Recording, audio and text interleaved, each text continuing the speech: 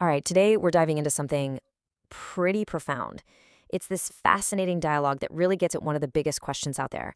How do you find meaning in a universe that doesn't seem to have a plan for us? So, yeah, let's just jump right in. I mean, think about it. It's a question we've been asking forever, right? Why do we keep insisting there's a story, a direction, a purpose to it all? We look up at the stars, we look at life, we look at ourselves, and we just can't help but search for some kind of grand narrative. So, why? Why this constant need for a story when maybe there isn't one? And then you get this answer because the survivors are the only ones who get to speak. Wow. I mean, it's simple, it's profound, and honestly, it's a little bit chilling, isn't it? This whole idea that what we're seeing is just what's left over, what made it through. That is the key to this entire thing. It's all about survivorship bias, and that's where we're going to start. Okay, so let's dig into this first big concept, the illusion of a story. The idea here is that the universe isn't some grand author, writing a masterpiece. Nope. It's actually more like a really, really ruthless editor. It's not about creation, it's about deletion. Okay, let's really break this down because this comparison is just fantastic. See, an author, they start with a plan, right? There's intention. They're trying to create something specific. But an editor just works with what's already on the page, and their job is to cut out everything that doesn't work. And that's the argument here. The universe isn't writing our story. It's just filtering reality. It keeps whatever is stable enough to stick around and just deletes the rest. And the sheer scale of this editing process, I mean, it's almost impossible to wrap your head around. For every single stable particle, for every successful molecule, every living cell that you see, there were just countless, maybe trillions of drafts that just didn't work. They failed, and they vanished. We are, quite literally, standing on a mountain of erased possibilities. And this is what creates that illusion of design, right? You look at something complex like a bird's wing or a human brain or a whole ecosystem, and you see what looks like an intentional design. But that's only because you can't see the billions and billions of failed experiments that got deleted along the way. We're mistaking what's just been refined over eons for a deliberate intention.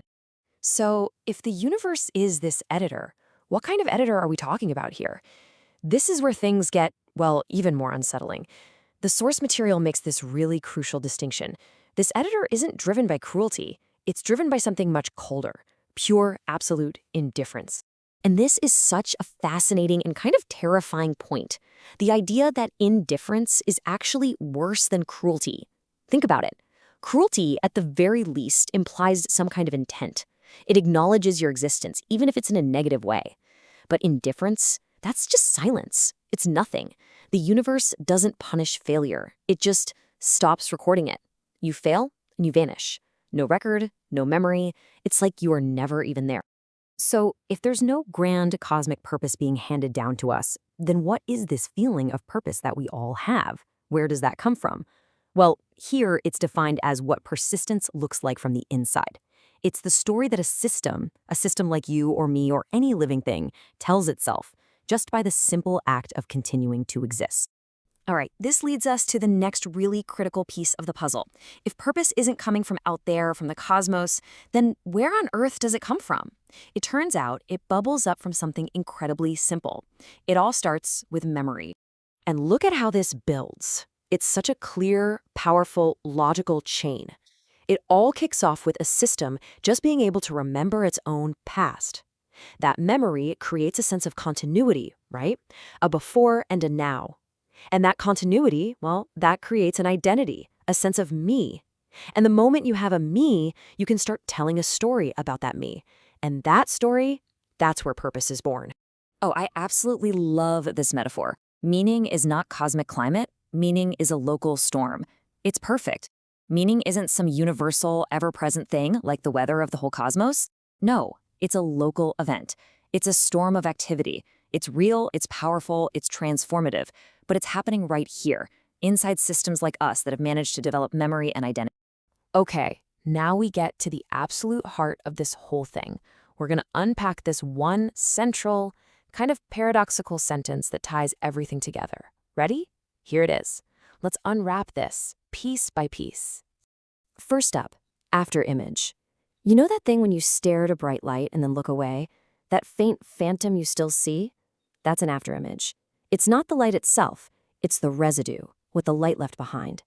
And in the same way, we aren't the universe's grand intention. We are the leftover residue of its relentless filtering process. Next part, indifference. The universe just doesn't care about us. Period. But, and this is key, an uncaring system can still contain caring subsystems. The source uses this great example. A fire doesn't want to be warm, but warmth still exists around a fire. It's the same idea here. The universe doesn't want meaning, but meaning can still pop up inside of it. And last piece, creative. So where does our creativity come from? It's not some divine gift from the cosmos. It's an emergent property. It's basically a side effect of survival. It's what happens when a system manages to stick around long enough to start playing with the pieces, combining things in new ways, and remembering what works. So when you put all of that together, the paradox just kind of dissolves. It makes sense. The universe's indifferent, uncaring filtering process accidentally left behind this residue, us, that eventually developed the ability to imagine and reflect. Our creativity isn't proof of some grand cosmic plan, it's proof of cosmic permission. And all of this leads us to the conclusion, which is this really stunning perspective, one that's somehow both tragic and beautiful at the same time. It reframes our entire existence. We're an accident, but we are an accident that learned how to dream. And this might be the most powerful line in the whole thing. We are not loved into existence. We are tolerated into existence.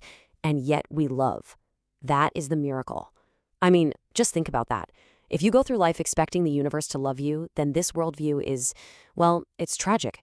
But if you can accept that we are just tolerated by the laws of physics, then the fact that we can feel love and create meaning and care about each other, that becomes a genuine, honest-to-God miracle. So what does that make intelligence in this framework?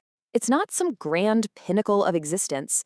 It just started out as a neat little survival trick, a way to predict what's going to happen next. But that trick got so good, so effective, that it eventually turned its predictive power back on itself and became curious about its own existence. And this brings us right back to that central metaphor one last time. The universe isn't writing a book, and we're definitely not the main characters. We are simply a surviving sentence, a single sentence in a vast cosmic document that, for whatever reason, the editor never crossed out.